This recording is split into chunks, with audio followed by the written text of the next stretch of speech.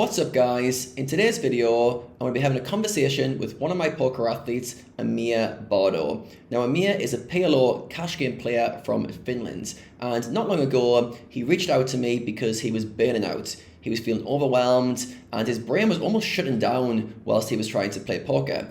Everything he tried was failing and he was feeling lost and losing the motivation to grind. Today we're going to share his inspirational journey of how not only has he got past his burnout, but he's now performing better at every single thing he does, and he's actually scored an elite score in my poker athlete program for each of the skills that I teach. So I'm really looking forward to having Amir on today to share his journey and the tools and lessons he's been able to learn, which you can use to level up your poker career. Now, before we get into today's conversation, if you would like the opportunity to be one of my next poker athletes, then this is your chance. I'm opening up limited spots for my poker athlete program this week. If you're interested, you want to find out more details, just click on the link in the description, fill out the application form, and I'll be reaching out to you with the next steps. The program's going to be starting next week, so don't delay. Click on the link, fill in the application, and I'll be in touch from there. With that being said, let's dive into today's conversation with Amir. All right, Amir, thanks for joining me today. Yeah, thank you. My pleasure. Awesome. So for my audience, I would like you to talk about your background and how you got into poker. When did your journey begin with your poker career? All right, so I started in 2006. I was 16 back then. I started watching poker from the TV, the World Poker Tour events. My brother also watched them and some of my friends. So we got interested in poker from that perspective.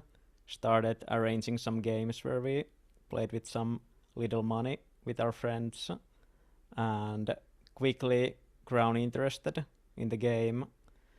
And from there we all started going to play the online poker, playing the free rolls, free tournaments, and I made some cashes when like $20 from the free rolls, started playing some low money tournaments, and from those I managed to cash out like $1,000 win from Absolute Poker.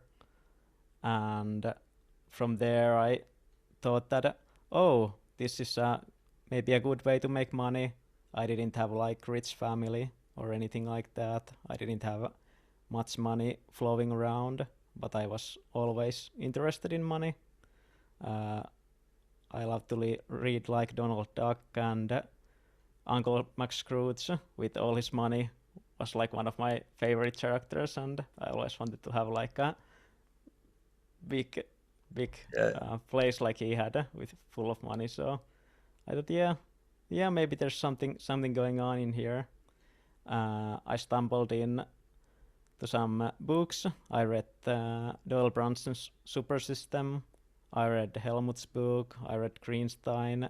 I read basically most of the books I could get my hands on.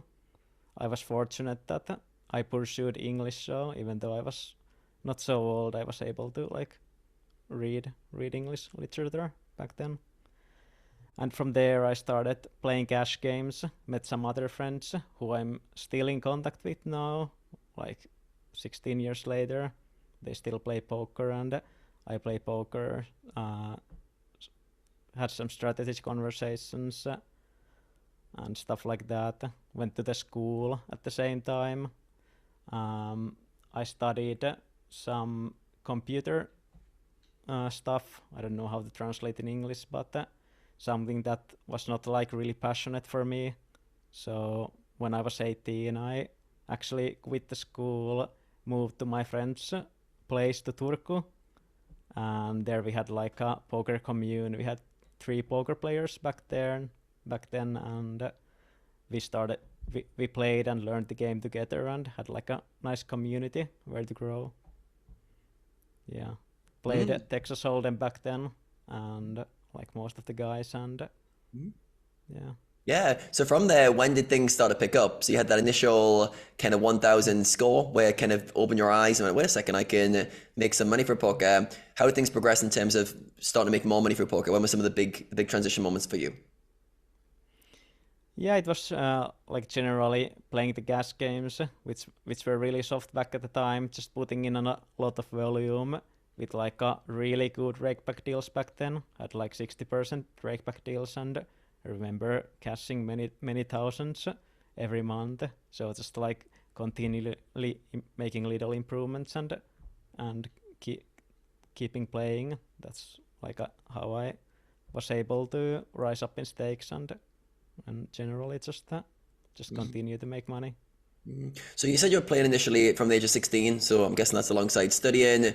When did you make the transition to, let's call it playing professionally, when that was your main income and you could somewhat support yourself from poker? What year was that? It was 18 when I quit the school and moved to Turku. So from that point forwards, I was having poker as my only income, and that's how I was able to like travel abroad and buy all the stuff I needed and take care of myself. Wow, from 18 going pro, that's pretty young. And yeah, you obviously figured things out pretty quickly from that kind of 16 to 18. You got most things together to support yourself. What are some of the obstacles you've ran into? So right now you're playing PLO 200 Zoom games is your main game. You've progressed through the stakes. You started off with Norm Told, sorry. So yeah, tell me through like some of the obstacles you've experienced as you've been moving up stakes and progressing. Yeah, I think the biggest problem was like motivation. I didn't have like too many struggles with my theoretical play back in the day because the games were like really soft. But at some point they started to get a bit more tougher, and I started losing motivation also. So I didn't want to like study that much that I used to, and I couldn't get myself onto the tables. So after I played like 4 years or 5 years, the last year I was just like struggling to play and struggling to find anything to motivate me to continue. How did you So get through that that patch? well, that eventually made me like quit poker and go into something else. I went to like finish school studies to the like upper secondary school for adults. I did 3 years there, and from there I went to study human nutrition for like 3 to 4 years before like eventually like coming back and trying poker once again when I basically needed money. So how many years was that gap where you went back to studying and didn't play much poker? That was like 6 years, but I played some there and then. At some point, I transitioned to PLO since my friends who I started with were really good at the game, and I started learning a lot from them as well. They helped me a lot to transition. How was the transition from Hold'em to PLO? What was the main things you had to learn? Yeah, it was quite hard. It was a completely different game, but luckily my friends were good teachers, and the games were quite soft as well. The Hold'em was getting tougher, and the PLO was like really soft back then, so I didn't have like too much trouble transitioning back then. If I would like transition now, it obviously would be really hard since the games are quite tough at the stakes at the moment, as I would say. So we had this spell where you were lacking motivation, which actually took you away from poker for quite a while. Then you came back. What was different when you came back? Why do you feel like you didn't lose motivation again when you returned to poker? Yeah, well, I played for a year or two, and I lost motivation again, and and quit the games, and yeah, just had a passion for specialty coffee, like a really good tasting coffee from good origins. So I pursued that. I studied with the same passion. I studied poker, and I started competing in coffee competitions, Wow. and I didn't know yeah, this. yeah, yeah. It was a. I'm still very passionate. I have like espresso machines and everything. I really love it, and I did that for a few years as well as my work. I worked in a really nice specialty coffee place, and I really loved it there. But when the corona time came, I got laid off, and at that point I uh, like decided that maybe I want to come back to poker, since even though I enjoyed it a lot, I also think that money is very important, and I couldn't like make much money doing the cafe stuff since the pay is so poor, and I've always been passionate about improving my skills, and with improvements getting more pay, but I couldn't figure it out with the owners to pay me more. So Yeah. Yeah. so that actually gave me a burst of motivation to like be at the point where I'm now, like take poker really seriously, and now I feel like um, I don't want to, like, I'm not going to lose motivation anymore. I'm going to pursue this like really seriously, and like finally see where my potential lies, because I don't think I've ever realized it, even though I've been like doing well playing. Okay, yeah. So we had this COVID happening, and you were pursuing coffee and being a coffee expert. I don't know how that works, but it sounds very, very fascinating. Obviously, you've done nutrition stuff, you've done your IT stuff, you've done very, very different things throughout your life already. And you come back to poker around the coronavirus time, so it's like say 2020, 2021, and now you realize, wait a second, I need to really knuckle down with this, take poker seriously, and see what my potential is going to be in poker. So, what did you do differently? How did you approach it differently in that moment when you had that realization that poker was going to be the main avenue for you? Yeah, so basically I just there was this GTO stuff that was quite new for me. So um, I bought the GTO programs and really started to study that. And yeah, just feeling like every hour I put into studying is not going to be wasted at all, since I don't think the game is going to be evolving much from the GTO standpoint where we are now. So I basically like studied 4 to 5 hours every day the GTO, and started applying the concepts. I started again, since I didn't have much money.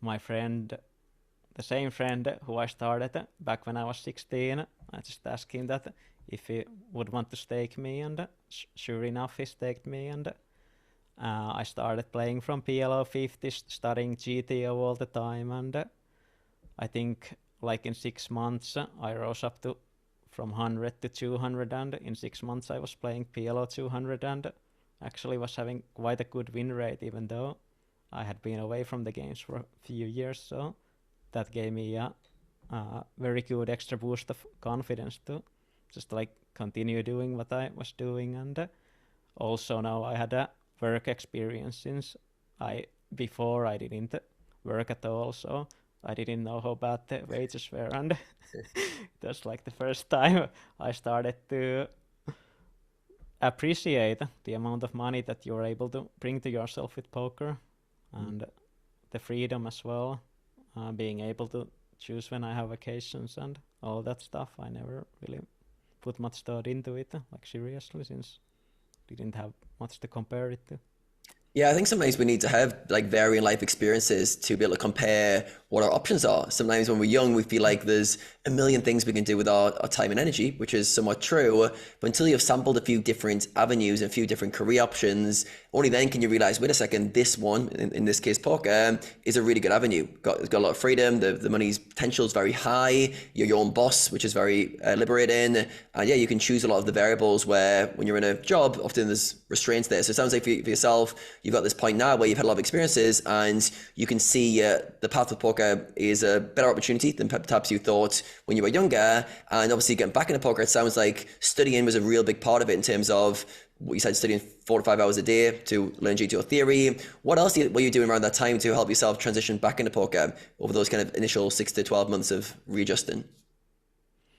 Yeah, I had really good friends who were still very good at poker. The same friend I talked about before, but I made some new friends as well who were on top of the game, and I actually managed to get some coaching sessions from my friend who is really good, because I made a really good trade-off. I taught him how to get good specialty coffee gear and make a good coffee setup, since I was making him some good coffee before, and he said that okay, he can coach me some poker, and I found those lessons like really useful, and he actually told me about GTO since we watched our videos where I played poker, and he said I'm making some terrible mistakes, even pre-flop, that I should like learn some charts, and that's what really helped me. And being part of like Skype groups with really good players, that also helped me a bunch. I like that, trading off your coffee expertise skills for poker training. Definitely sounds like a good trade-off from your perspective, but I'm sure he got a valuable education in the coffee game, which will set him up for the rest of his life as well. So that's good. So yeah, it sounds like a combination of studying really hard, having friends who you could do some strategy coaching with, and then being in kind of Skype chats and groups where you're discussing strategy with players were really, really helpful for you. So then let's transition a bit more to 2022. So around this time, you started to run into some obstacles where I think you mentioned burning out to me personally. So yeah, let's talk about when things took a bit of a sideways and you weren't getting the enjoyment out of poker. I think that was end of 2022, early 2023. If you could take us back to that period and what was going on there. Yeah, so I think I was just pushing myself too hard. I thought that studying for like 4 hours a day and playing 5 hours a day is somehow like sustainable. But yeah, sure enough, it wasn't. I was like having some crazy, weird playing styles where I studied for like 4 hours GTO, and then later at night I just played 5 hours straight. I even had like a pee bucket, and I didn't even leave my computer, and didn't have any kind of breaks, and had 4 Zoom tables open, and just pushed through it straight, and didn't have any kind of knowledge about mental pit stops and resetting the brain or anything like that. I just thought, okay, this is just how I can do it. And at some point I started losing motivation, and my brain started to melt a bit, and I couldn't focus on the ranges, and I even started having a bit of a downfall, not like really bad, but downfall that frustrated me. And what were you doing during this time to try and combat this? So it sounds like you're pushing yourself really hard. You're trying to almost optimize everything in terms of study and grinding hours, but you almost like run into a wall, and your mind's almost like shutting down a bit because of the overactivity. What were you doing to during this time, almost like to help yourself or to try to get yourself back in balance? Yeah, actually, I bought Elliot Rose like a game masterclass course at that point, which had like a really good structure on like basic knowledge on the mental game, and like more advanced stuff, and that like really helped me to get into like some pre-session routines and breaks, and yeah, and stuff like that. And how did that help you? How did that solve the problems you were experiencing? Yeah, it's like didn't solve it completely, but it gave me some more knowledge to focus on like recovery and sleep and stuff like that as well. So I started to learn more about sleep, since one of my biggest problems was not able to like shut down my brain and have a good rest. I think at that period my mind just like was constantly running, and it was not recovering at all. I maybe slept like 4 or 5 good hours of sleep, even though I put much time in the sleep. So that was something that was running a lot, and that course actually didn't help me solve the problems, but we can maybe come later, like to the point where I'm now, where I feel like I'm getting good sleep. Yeah, I think for yourself as well, and I think a lot of poker players who are listening to this, we're going on this journey to try to optimize our performance as poker players, generally to achieve goals, which are play higher stakes, make more money. And on that pursuit, often we need to learn certain skills that allow us to play our best and perform at our best. And sometimes most of us, myself included, Amir included, will run into obstacles because we'll just go too hard in one direction, or we'll not have a skill that's needed to kind of get us through a tough period. So for you, this burnout moment was quite crucial, because it almost like it showed you that you weren't superhuman, that you need to look after yourself more, and it gave you this kind of moment in time where you're like, wait a second, I need to take my health more seriously. You're at this point where you're peeing in a bucket, playing long hours, studying long hours, and you're just like go, and you've realized, oh, wait a second, this approach isn't serving me. The goals I want to achieve, this isn't the direction I need to go. So this is almost like this kind of rebalancing. So from this, you reached out to me around March 2023, I think it was, around that time, and you were saying to me you were quite burnt out. So tell me through this time, what was going through your mind in terms of what you were working on, and just describe what it feels like to be burnt out. I know people can relate to this themselves, where they're thinking, okay, you're generally like low on energy, your motivation's low, you don't want to grind too much because your mind doesn't feel sharp. So yeah, explain like what was happening for you around March 2023 when you reached out to me saying you're feeling this burnout and frustration. Yeah, so basically, like daily, my life was like I had really bad sleep. I woke up really tired. I thought that okay, this is my profession. I need to play, but the thought of playing like feels just like really stressful, and when I go to play, my mind is just like running around, not able to concentrate, and when I like look at the tables, my mind is just like buzzing out, and it like burning out to me feels like the mind is just like melting, that you can see the visual field, you can see everything, and you can like execute some GTO stuff, something that you ingrained in your brain, but it's like really difficult to think about the game like well. And when I like stop playing, my mind is still like running around, and it's just not stopping, and I just feel like I'm constantly under stress, and when I go see my friends or go outside, it's still running, and there's just nothing to relax on and lean into, and there's like it's really hard to like be happy in that point, so that like really takes a toll in your life. Even though I might win a huge amount of money, it feels nothing because I don't feel like it's supporting anything that I do, since I don't feel content with my life. That's basically burnout for me. Yeah, and it sounds like you're just stuck in this kind of high stress state, which is almost like the survival mechanism of the body. But when this gets stuck on, you can't recover, you can't rest, there's no downtime. So almost everything's treated as this kind of a threat to you, or something that you need to worry about. So you're constantly on edge, you're constantly anxious, and in small amounts, this is fine because there's a process the body can respond to this. But when this is stuck on for long periods of time, burnout is the only kind of way it's going to go, because you're constantly pushing yourself, you're flooding your body with cortisol and adrenaline, and there's almost like no recharge. And I think often, well, almost always in life, we need this on-off button. We need to push ourselves, exert ourselves, and then find that kind of balance with recovery. So for you, you're really struggling with this. You're struggling to have good times with your friends. You're struggling to your mind to function during playing poker, and you're struggling to get any recovery at nighttime. So during this patch, like, how is this affecting your poker performance? How is this like a day-to-day in the life of you when you're grinding? Talk us through how that was affecting you in your grind. Yeah, it just felt like really low confidence on the table, since yeah, in poker you always want to like think about ranges, compare your ranges to your opponent ranges, and think what you have in your range, and think what your opponent has in those points. And my mind was so melt, I like couldn't like think properly.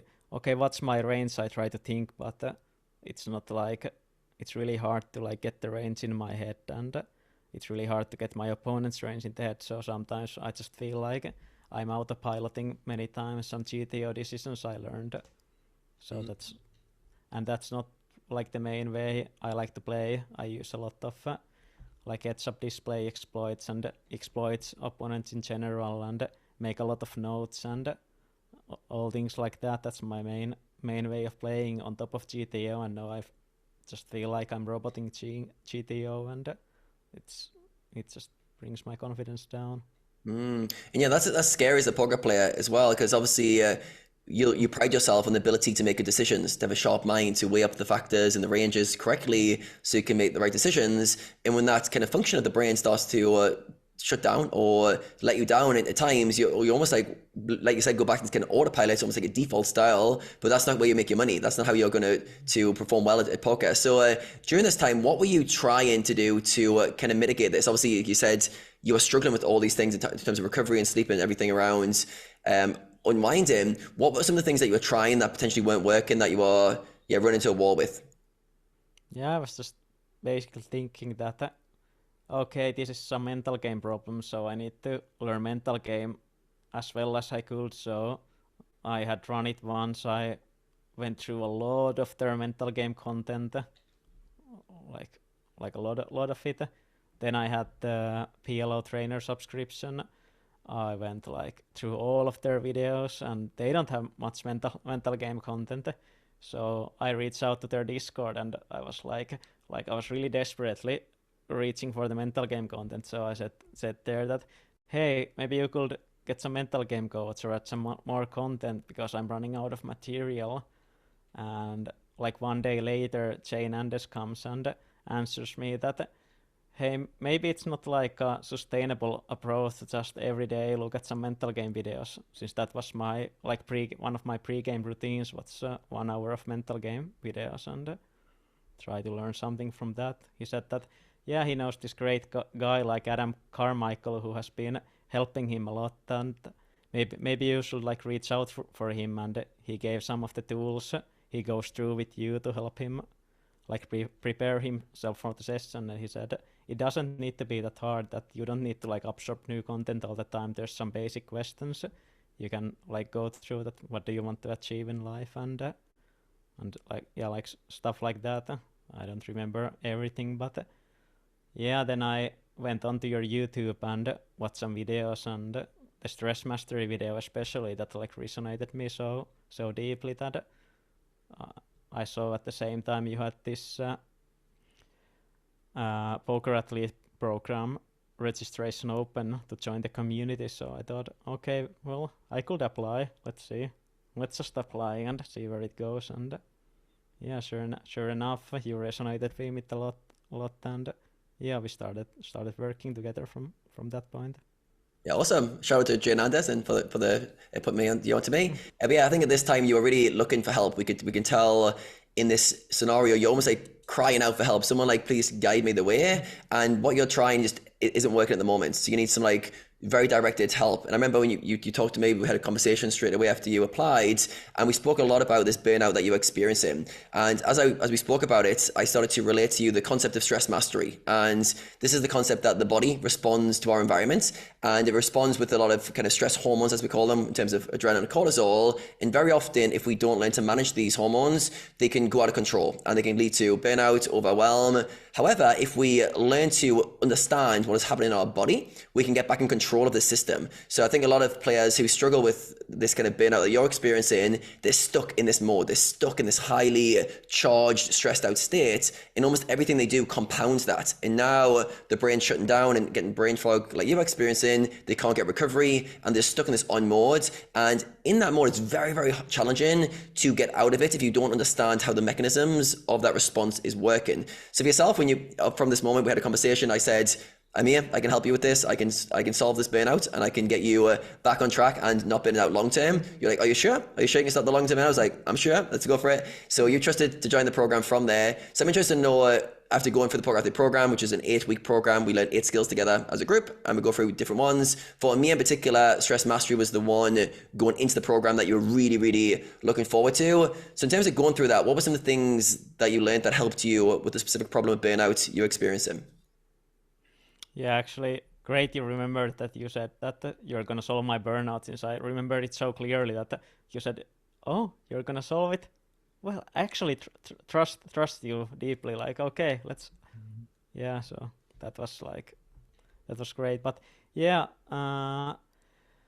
one of the things actually in the Poker Athlete program that surprisingly enough really helped me a lot was the self-awareness module, the first module of the course, where I was like looking at my beliefs, and I actually noticed that I had some beliefs like I can't make any mistakes, and I need to be perfect, and like I'm not good enough as I am, like some really deep beliefs about myself.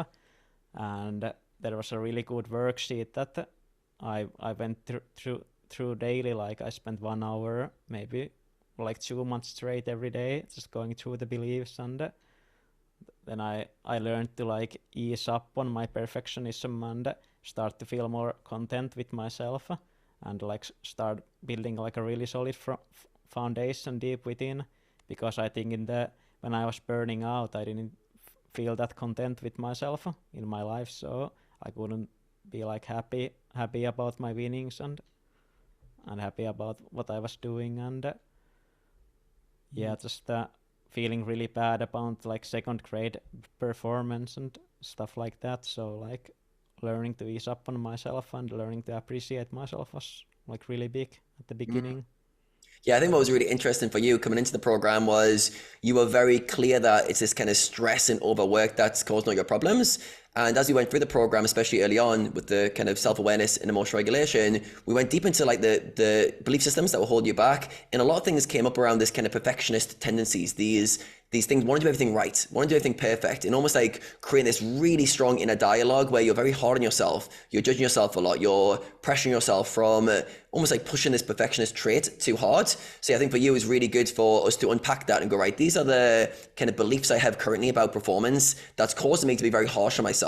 And then week 2, we went into emotional regulation. I can remember yourself and Martin both had a very similar problem around a lot of your kind of triggers and emotions that were coming up were caused by making mistakes and you being very harsh on yourself. And we went really deep into what are the kind of inner dialogues that you speak yourself in. I think for you, from what I remember, was a lot of self-blame and a lot of kind of ruminating and critiquing yourself. And this was created a spiral. Now, it always sounds like very like a small thing, like how do you talk to yourself and these kind of narratives, but it drives so much of our behaviors, our experience of life is driven by this inner dialogue that we're having with ourselves. So when we started to unpack it, and I think what we did well as a group this time was we really looked at what are the kind of programs you're operating on in terms of the way you're speaking to yourself and how is that affecting you. I think for yourself, actually we can talk about this. What were some of the things you noticed when we started to unpack some of these layers? What did you notice about some of the ways you were talking to yourself and the way you were putting pressure on yourself in game? Yeah, it's just feel like acceptance is something that is really hard for me. So usually when I make mistakes, I stay like ruminating about it and say, "Oh goddamn, why did you do that? That was just quite stupid, and you should know better." And that thought stays in my mind for a long time, and I lose focus. But now there's a focus module or also in this course, which is like super helpful for me. So now I just like know that, hey, even though I make mistake, I I need to accept it because if I stay rooming, I fill in my focus worksheet, and there's like the box that says what are the things that take you away from like focusing on the tables, and one of the things is like stay ruminating on the hands. So every pre-game session I go through it, and what prevents my focus, I just I can't stay ruminating on hands, so I need to learn how to accept hands and move on. So that's like really helpful to like deep down learn to accept things so you can be more present in the moment.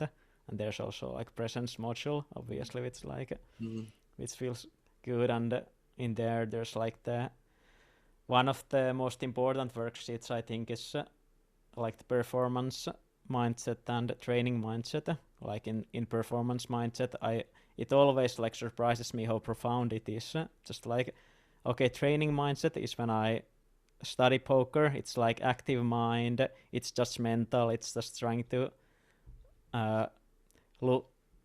like crack down the game so that you can learn things. And in the performance mindset, it's like empty mind, then I visualize empty mind and accepting mind and intuitive and artistic and patient.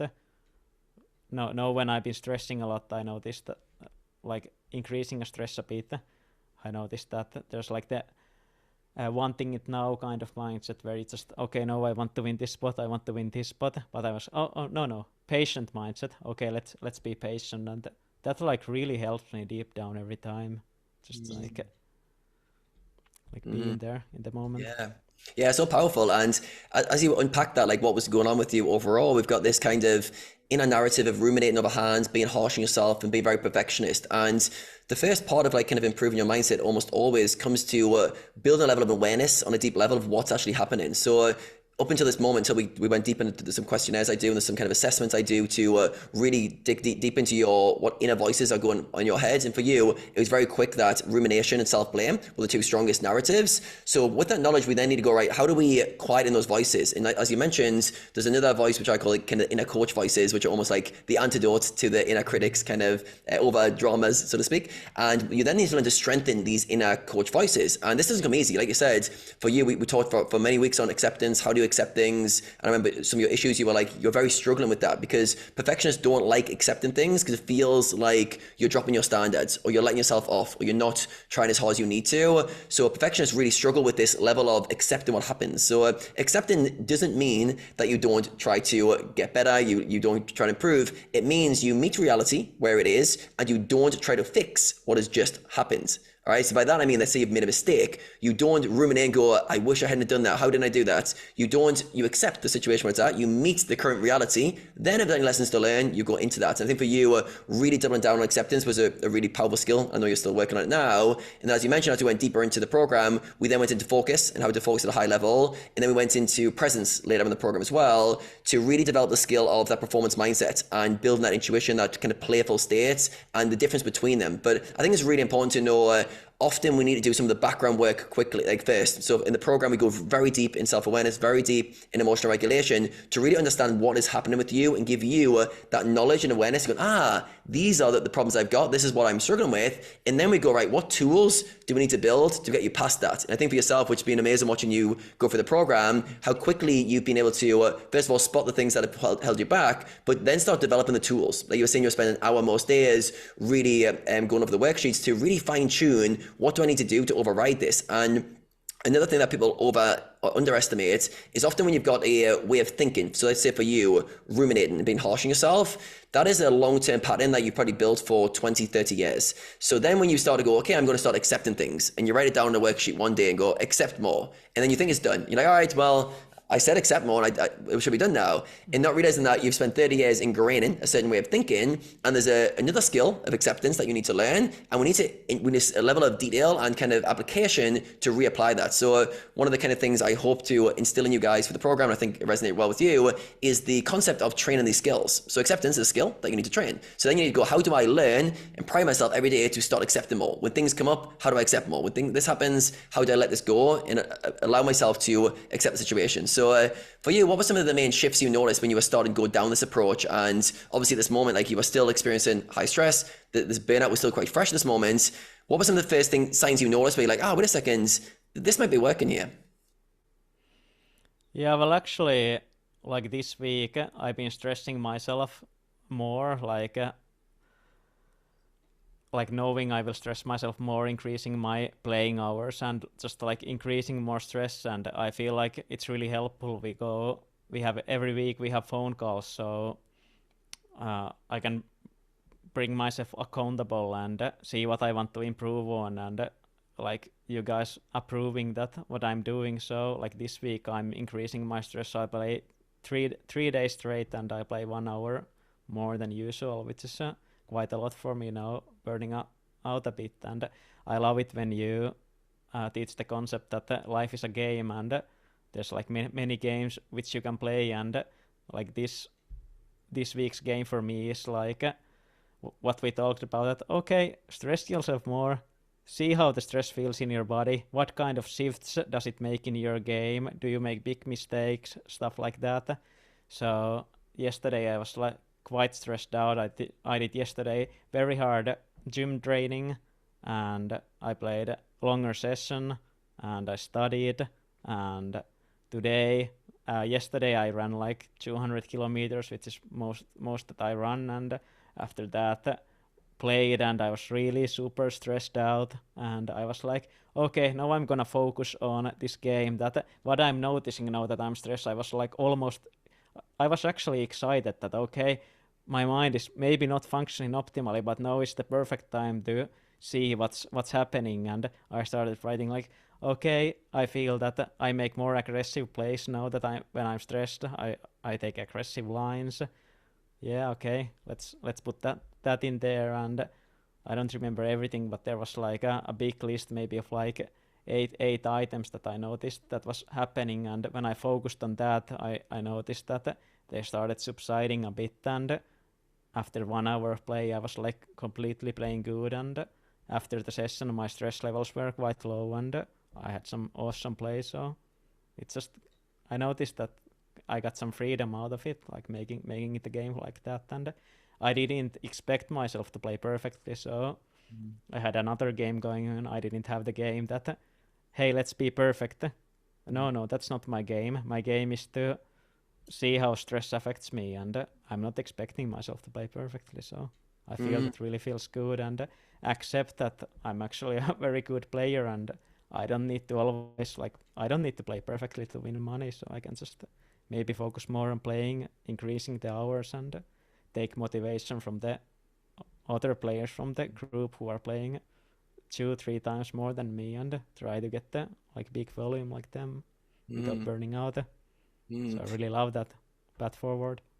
Yeah, amazing. As you were speaking there, I was just seeing all the skills kind of joining together. I was seeing stress mastery coming there. I was seeing emotional regulation. I was seeing the self-awareness and acceptance coming into play there. See, I think one of the most powerful things that's been really valuable for you is understanding the stress response in your body and building more and more awareness from it. I think you mentioned to me in one of the chats or in a message you sent me that you feel the kind of sensation in your body differently, and you can see the shifts in your kind of states. And rather than freaking out now and thinking this is a negative thing with stress, because most people don't know how to handle being in elevated states, in stress states. I like to call it activation states, as you know, going for the program. I like to say highly activated is generally when you're in the kind of highly kind of stress state for most people, but generally there's a lot of kind of hormones in your body, like cortisol, adrenaline. Then you've got lowly activated. That's when you're very disengaged and you're generally fatigued or autopiloting a lot. For you, you are struggling in this kind of overactivated state. Now, as you talked there, what was really interesting for me to hear is how comfortable you felt. All right, and I think in the past, because you haven't been able to spot that and haven't been able to feel comfortable with it,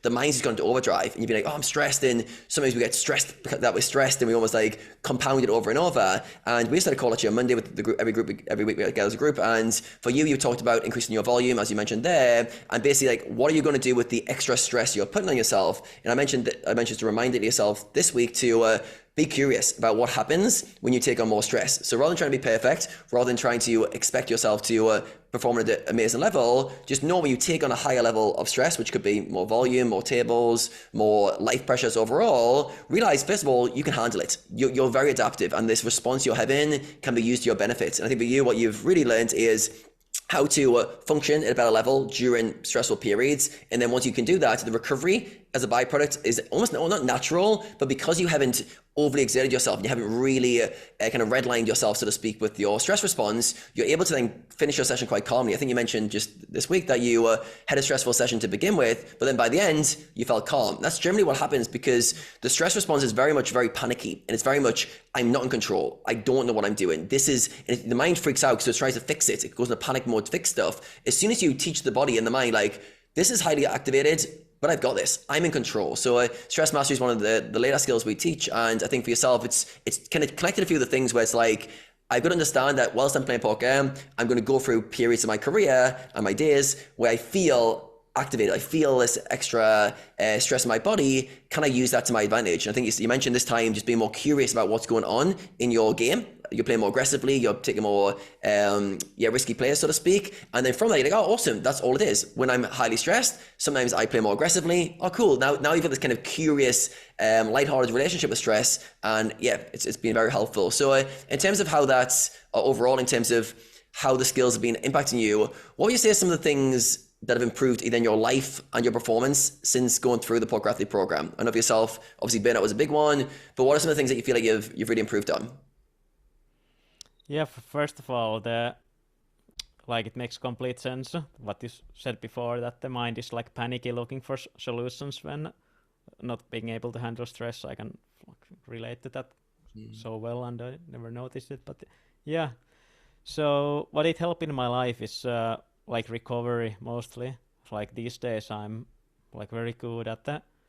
Like I used to stay ruminating on biggest problem in my burnout was I used to stay ruminating in poker hands for like, if I played last night I might like still ruminate on those, but these days I'm just able to leave poker in the past. Okay, I played and I go to sleep. I don't think about the hands. I can shut off. I can sleep. I'm not thinking about them. I just trust myself every time I go to play, and then shut it off. I don't need to be like constantly fixing something in my strategy. Love that. I love that. A very important word you said there. I trust myself. And that's one of the real big ones. Like when you look at like acceptance as well, acceptance and trusting yourself kind of really pair well together. And for you, like one of the challenges you were experiencing is you were over ruminating because you didn't trust yourself, because you wanted to fix things, because you wanted things to be perfect. So we had to really unpack that, because if not, it's so hard to switch off when you don't understand what is actually causing you to constantly go in a loop. And very often when you fight with your own mind, you will lose. If you like try to go, all right, mind, stop ruminating, stop thinking about that, you can't beat the mind that way. The mind will almost double down on its approaches. So if you had to really unpack this and really instill the overall concept and skill of how do I accept things? How do I let things go? How do I be okay with things not going my way? And then also experiencing the stress response and still trying to stay in control during that. I think for you, all those things came together where you mentioned now you can easily trust yourself. You can switch off from poker after it, because you know every time you play, you're doing your best. And it's this level of I'm doing what I can in the moment and I'm happy with that. Things will not be perfect. There'll be mistakes that I make. I'm okay with that. I accept that. And as a result of the body goes, thank you. So there's not something to panic about. And from that moment, you can, one, perform better in the moment whilst you're playing. Because I always think it's like a seesaw, like this kind of recovery and performance. If you're never recovering, there's no way your performance is like super high. Like you're not playing your best poker because you can't get your mind and body activated. If you're getting good recovery, all of a sudden performance gets better, which then leads into better recovery as well. So you've got this kind of seesaw. So I think for yourself, being able to switch that off has been super, super powerful. Is there any changes you've noticed for the program? Any other things that have been powerful for you, shifts you've made that have been help your life or poker overall? Yeah, sure. The like body activation is one other big thing. I'm like generally a very calm person, and I usually notice when something important is coming up. For example, I go to play poker, but usually stops me from playing is my body is just feeling like heating up, and I'm starting to like shake my legs and all stuff like that, and I go like really panicked that, oh fuck, I'm a calm person, what's happening now? What, something is wrong. It's I go panic from that. And what you actually teach, what I never heard before, is like the body is preparing yourself for the play, that it's releasing adrenaline and cortisol to like help you think more straight and like pay attention to some important thing you are doing. So what I learned is, okay, the body is my friend, that okay, I feel like I'm getting all these pleasant sensations. Okay, fuck, my body is on my side. It's preparing myself to perform well in this elite athlete field. So that's like really big shift I always read before the session. And you asked how it helped with my life. It's just helps me to take more stress, basically. I do a podcast also myself, so I feel really trustful doing podcasts, because I know that, okay, maybe 5 minutes before the podcast, my body is like starting to release all kind of hormones that help me to focus and like perform better and concentrate. Like doing this podcast also, we talked about this yesterday. But I was really ready to take it on, because I know that my body will prepare me for this, and there's nothing to worry about. So I didn't like stress this at all. So I know it will go well. So that's a big thing. Yeah, it's huge, right? It's so powerful when you realize, wait a second, I don't need to fight my body. My body's trying to help me. And even myself, I've done probably hundreds of YouTube videos now. When I put the camera on and I go to shoot a YouTube video, I get this flood of cortisol in my body, which is stressful for some people, but I'm like, mind's getting ready, body's getting ready to execute at a high level. So I think once we start to work with our body and don't fight it, and realize a lot of things in the body is trying to get you to focus more, to pay more attention. When we go deep into the stress response, when we figure out what's going on, it's basically going, this is important, pay attention. This is important, things are going on, we want you alert and ready. Sometimes that's to run away from a predator in our kind of ancestry days, but in terms of in poker or in something you're doing, it's basically giving more blood flow to the brain and to your body to be activated. So when you realize that, you're like, my body's getting activated, so I'm really alert right now. Okay, let's use that. And I think once you understand that, you take back control of that. So whether you're playing a big pot on the river against an aggressive opponent, or you're moving up stakes and you're playing a bit out your comfort zone, or you're jumping on a podcast, or you're doing some public speaking, or you're meeting a new group of people, it's all the same stress response in your body. And once you get comfortable with that, you're like, actually, even though I'm activated, I feel in control, and I can channel that to my benefit. So yeah, it sounds like that's been a real big one for you. Yeah. These days I would actually like feel weird if I didn't get. So I'm actually waiting for the responses, and when they come, it's like, oh fuck, now they come. So it's Yeah, so great. I can relate. Yeah, the other big improvements are like tracking. Like I have this Fitbit that tracks my sleep and tracks my exercise and everything, and it's in the energy optimization's last module on this course, focus on health and sleep and everything. So making everything a game, I track everything with this. I tracked my nutrition. I noticed what was missing.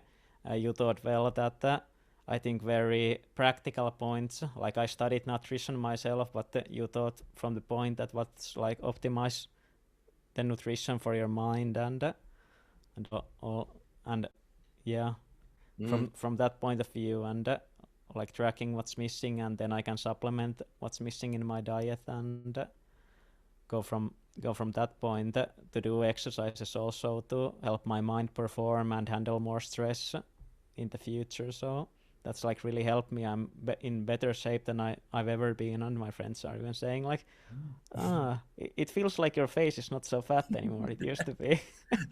I'm like, yeah, I do exercise a lot, and yeah, Friends, I'm I love Friends. yeah, me too, and I I basically I love taking care of myself as this well, and that also helps me feel more content. And when I play poker, it helps me in that, and that those are like a really great synergy that these scores basically help me figure out taking on big challenges like a yearly shatter where you do something that's so hard you think you can do it. I'm doing the David Goggins 4 miles every 4 hours for 48 hours challenge, which seemed impossible to me before, but now that I do it like in 2 months, now that I've been training for it, that's like really motivates me to train, and I'm already feeling excited when I get started. Amazing. Yeah, I think what's so important with this whole kind of approach to getting better is how much it applies to everything in life. So with the program, you're learning very specific skills, often for your mindset in particular, to function better in poker. And we're training these skills and tracking them. We've got a whole dashboards of kind of your skills that you're improving, but also you're learning in life as well. What are the things I need to be working on? What things should I be tracking? Should I be tracking my sleep? Should I be tracking my nutrition? I think once you're in an environment of other people who are treating their life seriously, like professionals, like athletes, and they're tracking stuff and training stuff, improving stuff, you buy into that philosophy and you're like, wait a second, what should I be training? What should I be tracking? What should I be improving? And once you start going down that kind of rabbit hole, it's quite interesting because obviously the program's called the Poker Athletes. So some people would assume that it's about training the body, which is obviously the end part of the program, energy optimization. But almost everyone in the program almost inadvertently gets in the best shape of their life. They end up running lots of races. They end up like losing loads of body fat. Their friends start going, how did you get in such good shape? And we only cover like a little bit of nutrition and a little bit of fitness at the end as energy optimization. But I think what it kind of shows is when you start treating yourself like a professional, you start realizing that the body and the mind are intertwined, and looking after your body becomes a natural byproduct if you want to perform well. And then you start seeing other people around you taking on challenges. Every month we do a challenge together. Last month we all had to run a 5K or a 10K race in a local environment or do a time trial. You're doing the Shatter Challenge of the David Goggins Challenge, and other people are doing marathons and half marathons to test themselves. But what we're doing as a community, we're trying to go, how can we get out of our comfort zone? How can we challenge ourselves to do stuff consistently to build skills like resilience and also the ability to take on challenges that will set us up for the future. So for you, I know in the past, like even coming to this program, you were burning out. Probably the last thing you thought you'd be doing is like a 10K run and a David Goggins 4x4x48 challenge. But now you're realizing, wait a second, I can do this stuff. I can actually do this and recover from it. And I'm not going to burn myself out. I'm actually going to get stronger as a byproduct. And I think that is the ultimate kind of power when we realize I'm capable of more than I thought I was. I can take on tough challenges and not only survive them, but come back stronger for them and put me in tough situations, and I can handle myself. And I think that's kind of skill. Hopefully if all the players that go over the program can learn that the way you have, it just sets you up so well for the rest of your life. So I'm really pleased that you've been able to make that progress with the program. Yeah, thank you. And I just feel so confident about my future. It's just like yesterday night I went back to the self-awareness like worksheets about my beliefs. There was like 10 different beliefs about myself and what I want in the future, and now I was like looking at them and I was like, oh my god, I've actually like eradicated most of the negative beliefs, and I'm like in the direction where I want to be. There's just some worksheet that even said that how do you want to carry yourself, what kind of posture and what kind of clothes you want to wear, and now I feel like I'm wearing good clothes, and I even had that have a mustache well trimmed and the bird off, and nice hair, and I'm like just like, oh yeah, that's actually I've been doing that, and that's in my worksheet, and just I don't know, some kind of maybe unconsciously even having a clear path when I want to go, and really like already being very far in that direction feels so Yeah. good. Amazing, love that. And yeah, what we do like in the first part of the program as well is go into, like I said, those beliefs that are holding you back. And one of the things that are causing big obstacles for me. And then from that, we don't just get stuck in the negative beliefs. We start going, right, well, how do we break past those beliefs? What would you like to be believing instead? And how can we create a new belief system, a new character traits, a new identity for yourself going forward? And at first, when you first start this, you're like, I'm so stuck here, and thinking about being there is just like, it's worlds apart. But as you commit yourself and go for the training, you're constantly working on yourself, you fast forward 2 months, 3 months, and you look back and you go, oh, wait a minute, this new version I wanted to be sounds way more like me than this other version. So yeah, really good. I'm really glad you went back. I actually need to encourage more people to go back to the first worksheets that they did in the program and go, let's have a read through them together and tell me how many of them still apply and how many of them don't, because that'd be really, really fascinating to see how many of the belief systems they broke past. And it's not by chance either. It's one of those things where sometimes we're like, maybe I got lucky. It's almost like this intentionality. And I think for yourself, you've been very, very intentional with where you want to be, where you're going. And as a result of that, you've moved in this direction very quickly by constant effort, constantly improving. And hopefully the skills I've been teaching, the way I've been able to teach them has been fast track that progress a little bit for yourself. So it's allowed you to develop the skills that you knew you needed, but maybe didn't know how to develop them. And yeah, I think one of the strengths of this program is no matter where you're at with the skills, we take assessments so we know where you're currently at. And then there's tools and training you can learn, no matter what your skill level is, to get to a higher level. So for you, I'm just looking at your results now, you're actually at elite for all of the skills currently, which is amazing. But some of the ones you really struggle with coming in were resilience. So resilience is the ability to handle adversity and recover from that. And we know why this was the case, because you were stuck in this rumination and your mind was really active, and you were basically struggling to deal with adversity because you were overly stressed. You were taking on too much, and you were responding badly to stress in your environment. But that's improved crazy amount. I think that's a 41% improvement. It's actually one of your strengths now. And other ones you were struggling with were stress mastery, which we talked about a lot in terms of the body's responses and being stuck on, which links a little bit well with resilience as well. And then energy optimization was another one of your lower scores. Again, now you're tracking your fitness, you're tracking your sleep, you're taking on physical challenges. And it's very nice to see, like, what am I struggling with and what do I need to improve on? Then going through a system to actually improve those skills. And for yourself, like, yeah, you're kind of a poster student for me now, because you've got like all the elites. I'm looking at the screens, like elite all the way down, which I love the look of it. So yeah, it's just amazing how far you can come in a short space of time, but also it takes work. So for yourself, what were some of the things that maybe were surprising about the program, or some of the things that resonate with you that you really liked, that helped you make the progress you did? Yeah, it was like the really good videos that you made. I think that you just put so much time in those, and they were like each such a golden gems.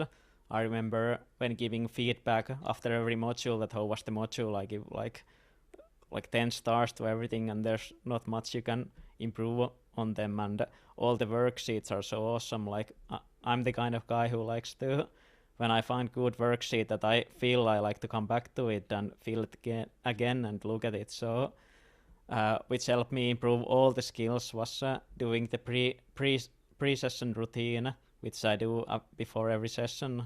It takes like 20 minutes for me to do it, and I have like maybe 6 or 7 worksheets I go through, and just like razor focus. When I go through them, it handles like maybe 6 of the modules. So just like consistently going through the stuff I've been learning, and with my like own words, and like knowing what you thought about those and seeing the importance in them. So for me, the biggest help is just like clear cut, very good worksheets that I can go through over and over, and also like the weekly goals, when we can talk about them and set weekly goals where I need to work on. I think that's like so perfect. I can, okay, this week I'm going to work on stress mastery, laser focus on one thing.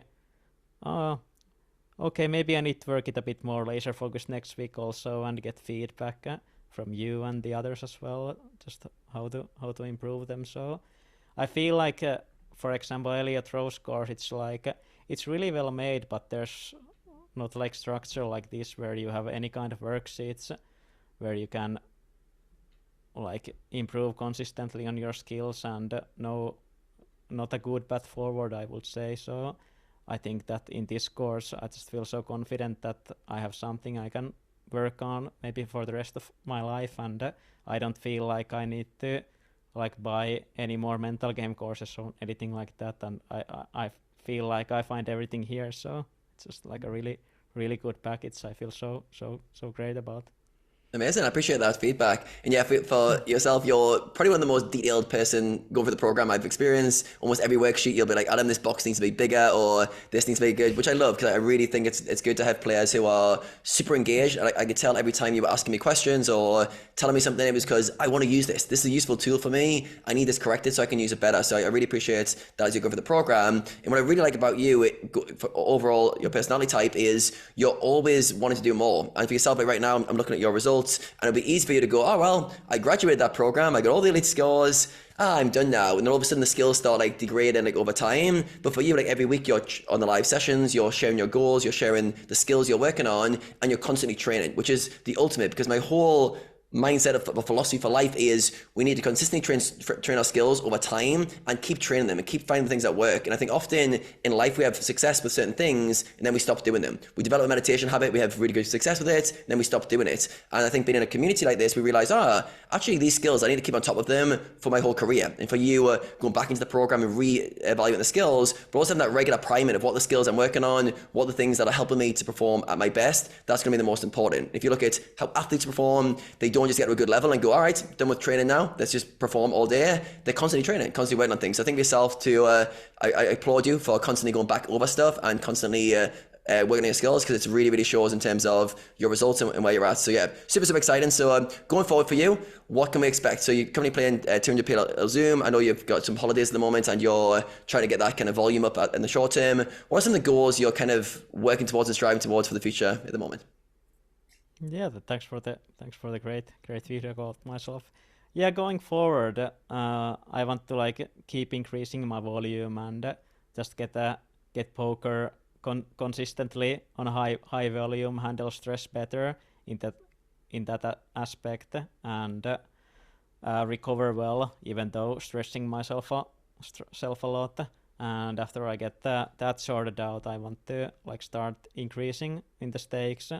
Maybe change poker side from Poker Stars somewhere where I can play the regular tables and use all the tools to like more present when there's less action going, since when there is no Zoom it's gonna be less action. So just learn to play the normal game types, and I'm playing 100 BB strategy where I reset my stack when it's reached a certain level. So want to learn this deep stack games as well, and yeah, it's strive, look where my, try to realizing my full potential, see where it's actually, because I think my potential is really big and I've never realized it in the poker scene. So just see how it is. Just keep pushing myself till I find a wall I cannot crack, basically. I love that. That's like, for me, the journey of life is the quest to realize your full potential in the avenues you want to explore. And there's no right or wrong, whether you decide to do something coffee related or nutrition related or poker. But once you decide on the avenue, go all in. See how far you can go. See where you can take it to. I think for you right now, you're all set up. I think the skills are at such a high level. Your mindset, your performance skills are really fine tuned right now. And I think it's going to be super exciting for you to see what stakes you're going to be playing 6 months to a year from now, but also where you are in life. I think just this relationship with the game of poker. I think often a lot of players have this up down, this kind of, yourself as well. If we look at your story for the kind of maybe 15 years or so of playing, it was this kind of burnout to lose motivation, do well for a period. And it's almost like this kind of love-hate relationship with poker because it's so stressful. I think now going forward, I have very high confidence that you're going to be able to manage way more stress in poker. And I don't think you'll burn out. I don't think you'll lose motivation going forwards, not because something's fundamentally different, but now you've got the skills, you've got the tools, you understand what is going on, you know when to back away, you know when to step into it. And yeah, obviously we've got the weekly calls every Monday. If you're getting a bit out of line or things are spiraling a little bit, we'll jump on those calls, reset and get you back in the right direction. So yeah, I think for yourself, you've been an amazing student. I really applaud you for going over the program in so much detail. And yeah, thank you for showing up all the live sessions, because you're one of the most interactive members, which is great. And yeah, thank you for joining us today. I'm sure the audience are going to get a lot of value from this conversation listening it back. So my Poker Athlete program, I'm reopening it this week. So if anyone you guys guys want to join that program, click on the link in the description. If you're a fit for it, I will read your application and we'll jump on a quick call to tell you more details about the program. And the program's going to be starting next week with the first live session. So if you want to be the next student like Amir's just graduated the program a few weeks ago. So if you want to join the next group, I'll be taking 10 players on and coaching them through a skill per week. And we'll cover all the skills of the poker athlete, which is 8 in total. Yeah, if you want to join, click on the link in the description, put your application in, and I look forward to reading those. So again, Amir, thank you very much for your time. Super appreciated. And yeah, it's been really interesting speaking with you. Thank you. Thanks for the kind words, and thanks for being a great teacher here. You're welcome. I try.